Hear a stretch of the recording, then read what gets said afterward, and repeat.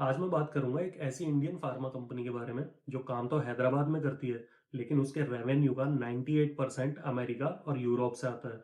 इस कंपनी ने हाल ही में जर्मनी में अपनी सब्सिडियरी कंपनियां खोली है। दुनिया की टॉप 20 फार्मा कंपनियों में से 17 कंपनियां इसकी क्लाइंट है। इस फार्मा कंपनी का नाम है साई लाइफ साइंसेज लिमिटेड।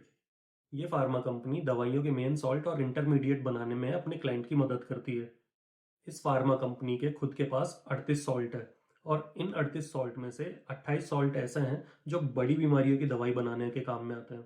इस फार्मा कंपनी के पास में दवाइयों के केमिकल, मेटाबॉलिज्म, बायोलॉजी और टॉक्सिलॉजी की जांच करने के लिए खुद की लैब है। और इस फार्मा कंपनी ने हाल ही में 25,000 स्क्वायर फीट की एक नई लैब बनाई है जो फुली ऑटोमेटेड मशीनों से लैस है। ये तो हो गई कंपनी के बारे में बात। अब मैं बात करता हूँ कि मैंने इस कंपनी को अपने इन्वेस्टमेंट की वॉच लिस्ट में जगह क्यों दी है। इस कंपनी के चार्ट स्क्रीन को देख के आपको क्या लगता है, आप मुझे कमेंट में जरूर बताएं।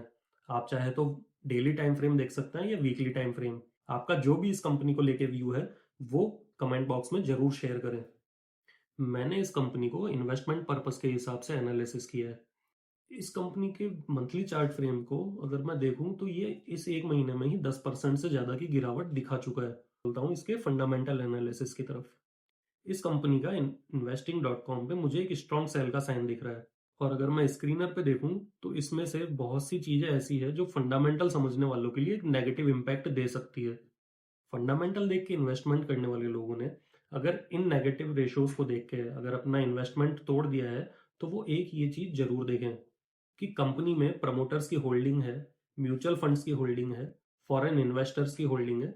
इस कंपनी का प्रमोटर्स का हिस्सा लगातार बना हुआ है।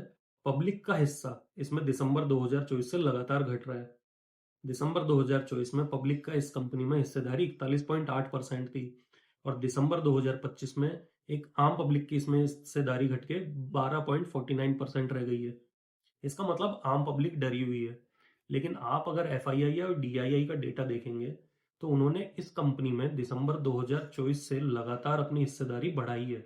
एक आम पब्लिक जो लगातार इस कंपनी में से अपनी हिस्सेदारी कम करे जा रही है और दूसरी तरफ एफआईआई और डीआईआई लगातार अपनी हिस्सेदारी बढ़ाती जा रही है, तो उसकी कोई वजह तो होगी।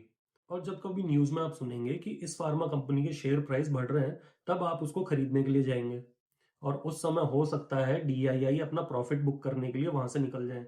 तो ये मेरी वॉच लिस्ट में केवल इसी वजह से है, जहां पे एक तरफ पब्लिक डर रही है, दूसरी तरफ एफआईआई और डीआईआई इसमें लगातार निवेश करे जा रहे हैं। तो मुझे इतना पता है कि मैं एफआईआई और डीआईआई से ज्यादा नहीं जानता। जहां पे एफआईआई और डीआईआई चलेंगे मैं भी वहीं चलूंगा। ये रिसर्च मैंने आप लोगों को टिप देने के लिए नहीं करी है। आप कभी भी इन्वेस्टमेंट करने से पहले अपने फाइनेंशियल एडवाइजर से जरूर सलाह लें।